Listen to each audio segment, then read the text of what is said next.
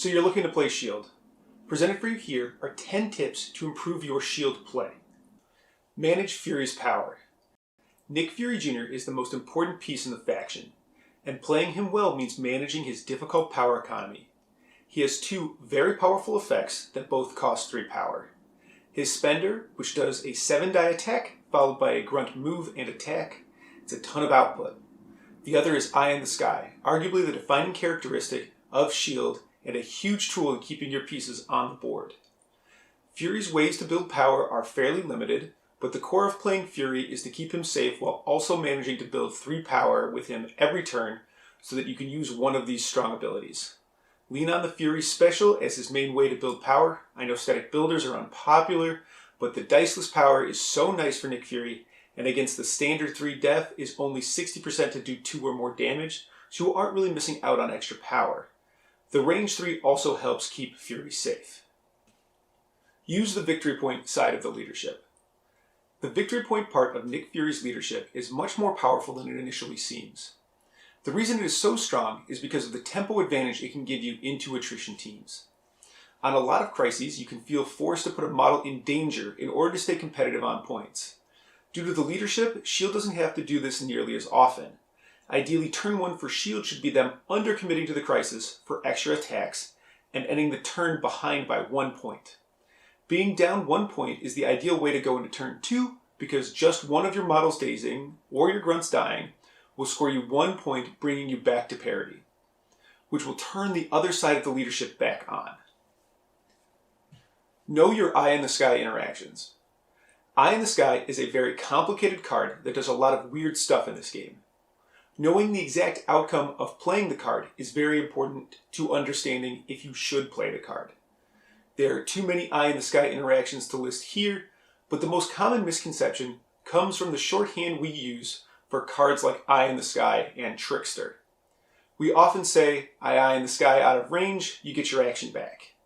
When in fact the card stops the attack early in the attack sequence, and then they get a new action. So effects that modify attacks like Juggernaut's Unstoppable Momentum are used up when you play Eye in the Sky. But on the other hand, characters that gain bonuses from attacking a character, like Gwen's Spider Technique attack, do in fact trigger even though the attack is cancelled. Be ruthless with Eye in the Sky. When I say be ruthless with Eye in the Sky, I don't mean be a jerk to your opponent. I mean direct your ruthlessness towards your own models and hold your defensive tech for when it really matters. Most of the time, Eye in the Sky will give a new action to the attacking character, so Eye in the Sky doesn't automatically reduce the damage output of your opponent.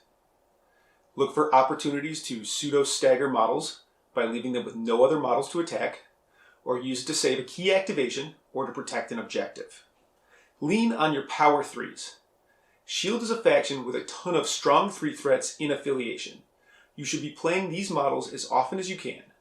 Iron Man, the Howling Commandos, and Bucky are super dynamic pieces with strength that is well above the curve. Play them a ton, learn their ins and outs. They are the backbone of the faction. Don't be afraid to leave restricted cards at home. Card selection is a pretty wild part of playing s.h.i.e.L.D. S.h.i.e.L.D. has a bunch of very powerful cards, and the 5 that they pick to go into a game can be super dynamic. But if you hold too tightly to the restricted cards, you will lose that flexibility. Don't be afraid to play just 1 or no restricted cards in your 5. Don't chase. Okay, maybe don't chase is an unrealistic piece of advice. Let's make that try to play so that you don't have to chase. Chasing is one of the few things that s.h.i.e.L.D. is bad at. We may have long-range guns, but outside of tactics cards, we don't have a good way to run down someone escaping with an extract. The vast majority of games I have lost playing s.h.i.e.L.D. have been because I have found myself in a chase. Understand cover. So obviously this goes beyond understanding what cover does, but much more importantly, understand how it impacts the math of your attacks. S.h.i.e.L.D. is a volume of fire faction, not a quality of attacks affiliation. S.h.i.e.L.D. is also a gun-heavy faction. As a result, cover affects s.h.i.e.L.D. more than other factions. Here's the breakdown of attacking a Def 3 model with a 4 and 5 dice attack. Now here's how the odds change with cover. So when deciding between 2 targets, weigh cover heavily into your decision making, and if cover is going to be a large factor in the game, consider bringing models that ignore it. Manage your displacement. S.h.i.e.L.D. can put out an insane level of attacks and keep your models safe from reprisals. But you know what they aren't great at? Moving things. Right now there are only 3 models in the faction with enemy displacement, and the only one I put in every game is Iron Man. So there are good odds that you don't have that many pushes and throws. So you'll need to manage them well. Helios is an all-in play, so take your time. Helios is a super powerful card and one of the large ways that S.h.i.e.L.D. turns power into impact. But Helios can be a tricky card to play. The most important thing I can impress upon you about Helios is that when you finally decide that now is the time to play the card, you should go all in. When I play S.h.i.e.L.D. and decide that Helios is the play, it is only when something absolutely needs to leave the board.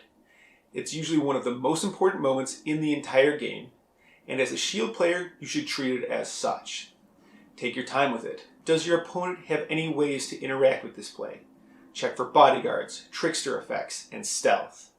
Empty your pockets for this play. Figure out the minimum power you can run next turn, or in some cases the rest of the game, and spend down to that. This is not a time to cheap out. And those are my 10 tips for playing S.h.i.e.L.D. Did I miss anything? How have you guys been doing with S.h.i.e.L.D.? Let me know in the comments down below. Like and subscribe because I got my eye on you. And remember that fun is a finite resource.